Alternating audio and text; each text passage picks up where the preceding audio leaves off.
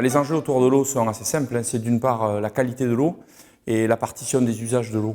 Il y a effectivement différents partenaires qui utilisent l'eau, les acteurs, les citoyens, les entreprises, les agriculteurs, que sais-je encore. Et donc il faut coordonner. Ça fait partie des enjeux. Et d'autre part, on travaille dans un intérêt général par rapport à la ressource eau, avec un grand R et avec un grand E également, puisque le nerf de la guerre, c'est faire en sorte que les différents partenaires puissent en avoir l'usage le mieux possible et dans un schéma de non-dégradation de la ressource.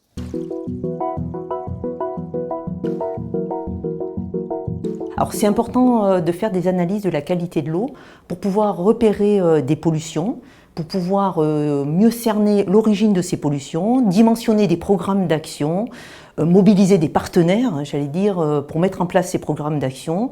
Et puis l'autre intérêt, c'est bien sûr d'évaluer les politiques que l'on va mettre en place à la fois sur les territoires et puis pour nous, Agence de l'eau Adour-Garonne, à l'échelle du bassin Adour-Garonne. Pour surveiller les rivières, on a ce que l'on appelle un réseau de surveillance. On a à peu près 2000 stations. Ça fait 50 ans qu'on surveille la qualité de l'eau sur ce bassin Adour-Garonne. On a pu faire la démonstration que les actions mises en œuvre avec le soutien de l'Agence de l'eau Adour-Garonne avaient payé. On a demandé à des collectivités, à des industriels de revoir leur politique d'assainissement, leur politique de rejet.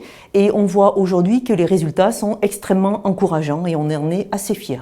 Grâce à ce suivi, on a pu observer que la contamination par le phosphore avait diminué de 70%, la contamination par les matières organiques de 55% et la contamination par les matières azotées de 90%.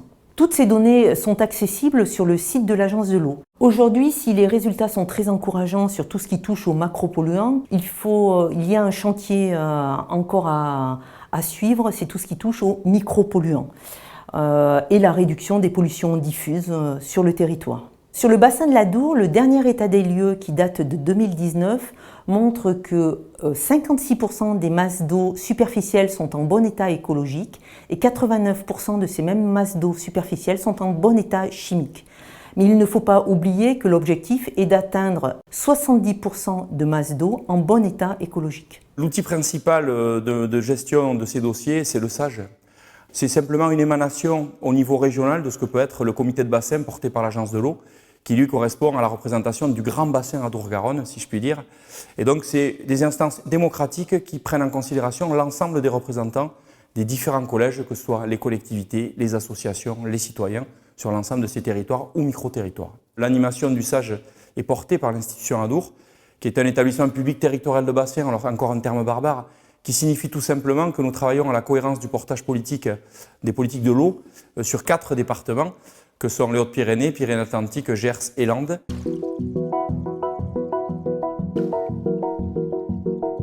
Alors sur ce territoire de l'Adour, effectivement, il se passe beaucoup de choses. L'eau est un enjeu majeur, un enjeu de société, et que ce soit dans le domaine de l'eau potable, de l'assainissement, du bon maintien des milieux naturels, de nos rivières, toutes les collectivités et tous ceux qui sont en charge de ce problème d'une bonne gestion de l'eau sont au travail et font du bon travail. On porte un effort particulier sur la qualité des réseaux, que les réseaux soient bien entretenus, renouvelés, afin que les eaux qui partent sur les stations d'épuration ne soient pas, je dirais, augmentées par une pollution d'eau pluviale issue de la mauvaise qualité de nos réseaux. Alors les stations d'épuration qui sont, on va dire, aujourd'hui les plus performantes et qui ont un rendement sur le plan quantitatif et surtout sur le plan qualitatif sont celles qui sont sur Tarbes, qui sont sur Mont-de-Marsan, ont cette particularité d'essayer de réutiliser les eaux traitées issues de la consommation humaine pour un usage agricole. Et là, on est vraiment dans le multi-usage de l'eau. Autrement dit, on est sur un cycle vertueux. Et bien entendu, en utilisant ces eaux traitées pour l'agriculture, on évite de les rejeter dans les rivières. Donc, en termes volumétriques pour l'agriculture, ça apporte une quantité de substitution par rapport aux eaux stockées sur des barrages ou autres, où on va les pomper dans la nappe phréatique, ou tout simplement dans la nappe. Donc on est sur une valorisation intelligente de l'eau sur le plan qualitatif, sur le plan quantitatif. Donc les pollutions diffuses, elles vont de pratiques industrielles, agricoles ou citoyennes pas nécessairement adaptées. Elles vont aussi être très importantes en matière de gestion publique.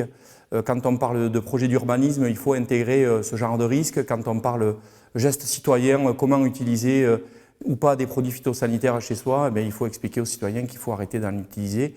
Alors la loi est en train de faire un petit peu le ménage sur l'ensemble de ces habitudes de vie, mais il faut que nous soyons acteurs pour lutter contre ces pollutions diffuses qui peuvent complètement mettre à mal la qualité de l'eau. Donc c'est travailler sur l'urbanisme, c'est travailler sur les pratiques, c'est travailler sur les habitudes, et c'est respecter la qualité de l'eau et respecter le volume d'eau qu'on utilise également.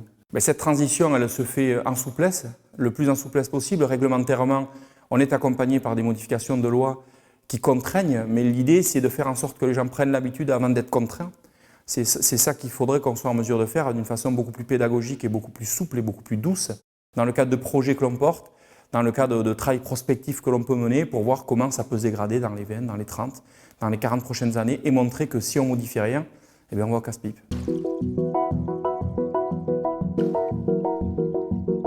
Les polluants émergents, les polluants sont surtout des polluants, on parle surtout actuellement, on a des problèmes avec les plastiques et également les microplastiques. Voilà, ce sont surtout ceux-là. Également tout ce qui provient de l'industrie, on va dire, pharmaceutique. Et il y a parfois aussi qui proviennent aussi de l'activité, pas forcément qu'agricole, mais aussi l'activité de loisirs dans les jardins. On utilise aussi des produits qui sont aussi des produits polluants émergents. Voilà. Alors, pour certains, il y a des réglementations précises, comme les produits pharmaceutiques, il y a tout un... on sait très bien qu'il y a des règles précises, des lois, mais par contre, les nouveaux, en particulier les microplastiques, là, on est un petit peu encore dans le flou, étant entendu qu'il y en a donc dans l'atmosphère, mais il y en a aussi dans l'eau, et leur provenance, c'est pas toujours aisé de voir d'où ça vient tout ça. Voilà. Au niveau de l'organisation du territoire, et en particulier pour ce qui est des syndicats de rivières, tout ça, il faut justement qu'on ait une coordination de l'action de ces syndicats et qu'ils pensent à tous ces gens de l'aval. Voilà. Parce que les gens de l'amont, évidemment, n'ont pas les mêmes problématiques que nous. Et en particulier, dans la dégradation de la qualité des eaux, c'est davantage ceux de l'aval qui subissent que ceux de l'amont. Il y a toute la multitude, tout ce chevelu de petits ruisseaux qui drainent aussi des eaux et qui drainent des eaux parfois de zones avec des pollutions diffuses qui ont des origines très très très diverses. Le travail des clés, donc, c'est d'aller vers les populations, de préparer tout un programme pour interpeller les populations et associer les populations à cette amélioration nécessaire pour l'avenir.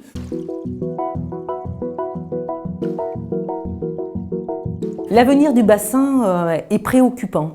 Aujourd'hui, les évolutions climatiques, hydrologiques majeures enregistrées sur notre bassin Adour-Garonne vont avoir des impacts importants sur l'eau et les milieux aquatiques. Pour préparer l'avenir du bassin, le comité de bassin Adour-Garonne s'est donné les moyens d'élaborer un plan d'adaptation au changement climatique. C'est un ensemble de 130 mesures agrégées dans un document accessible à tous. Dans ce plan, on trouve des mesures qui touchent à la sensibilisation et à l'éducation des populations sur le changement climatique. On trouve des mesures qui touchent à l'urbanisation des territoires et la désimperméabilisation des sols de façon à mieux infiltrer les eaux. Des mesures qui touchent à la protection des zones humides. D'autres mesures touchent à l'évolution des pratiques agricoles vers l'agroécologie.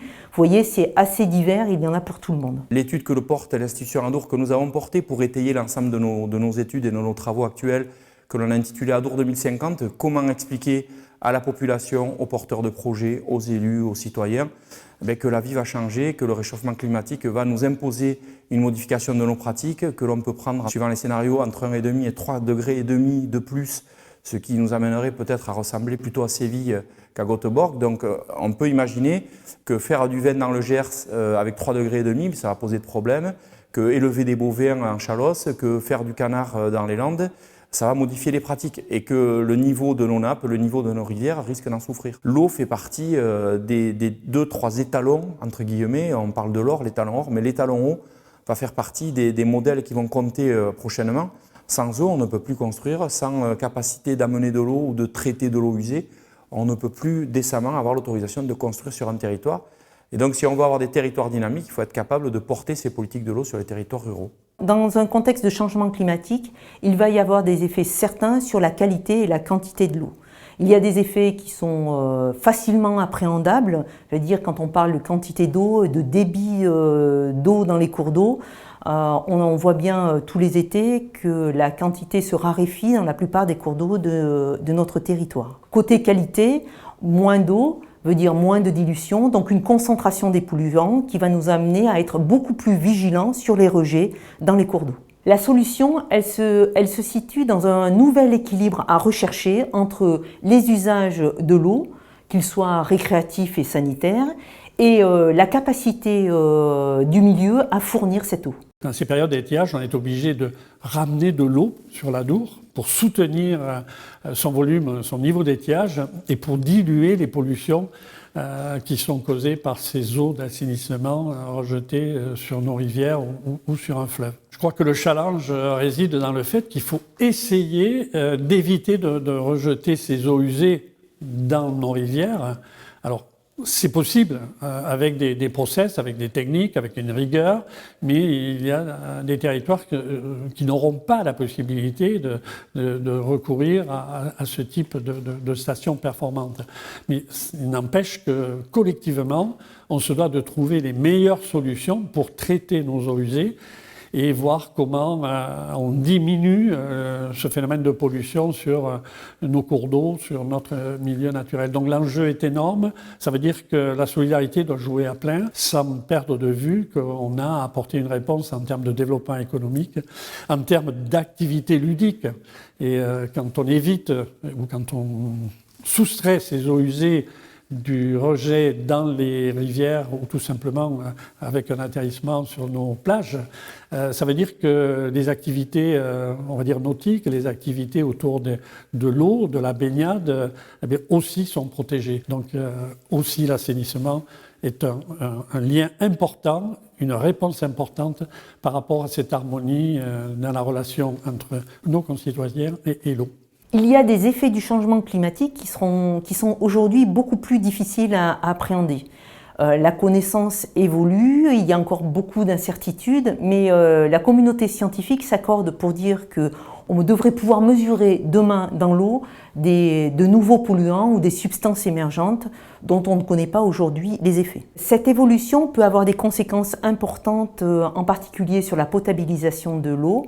Comment demain potabiliser l'eau et à quel coût? C'est aussi un souci des élus, cette nécessité de préserver les ressources en eau potable, d'autant que nous sommes quand même une région, dans tout le bassin de l'Adour, c'est une région quand même dynamique au niveau démographique, donc il y a nécessité d'économiser l'eau.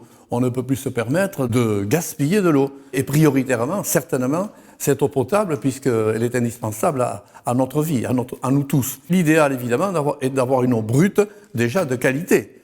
On est en train de prospecter aussi sur les nappes plus profondes, donc il y a nécessité d'aller bien les recenser, peut-être bien aussi les protéger, c'est-à-dire les préserver uniquement pour l'eau potable, et c'est aussi notre souci premier. Même s'il y a encore des incertitudes, les meilleures solutions sont des solutions sans regret, j'allais dire. On a parlé d'économie d'eau dans l'habitation, on peut parler de recherche sur les ressources stratégiques sur l'eau potable, et la réduction des pollutions diffuses sont engagées dès maintenant. Anticipons. Restons mobilisés et restons conscients.